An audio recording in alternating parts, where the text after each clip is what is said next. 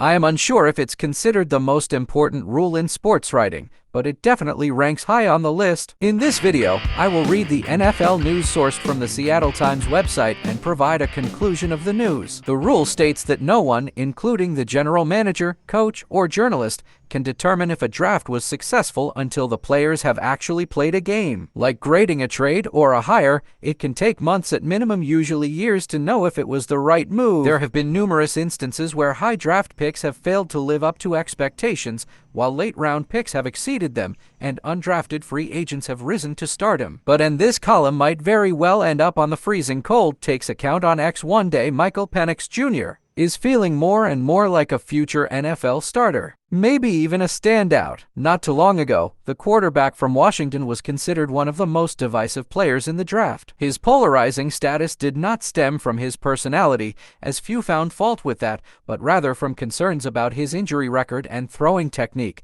leaving experts uncertain about his potential for success at the highest level. Then came the NFL Combine when, according to several reports, his medical exams checked out. Teams saw the 2 knee injuries and the 2 shoulder injuries and decided that he had properly healed. Then came the throwing exhibition, when Penix's spirals were tight as a corset. The top 3 projected QB picks, Caleb Williams, Jaden Daniels, and Drake May, didn't throw, but Michael, using his deep ball as his prime asset, was the most impressive among those who did. Today, he is projected to be selected in the first round in many mock drafts. Analyst and former NFL quarterback Chris Sims ranks him as the 4th best quarterback in the draft. Over the past 2 years, Penix thrived on the college football landscape despite the casual fan being oblivious to his ability after 4 injury-shortened seasons at Indiana. In fact, had then Huskies coach Kalen DeBoer not lured him to Washington and paired him with one of the nation's best receiving corps, he might still be relatively anonymous. In conclusion, while not definitively the most crucial rule in sports writing,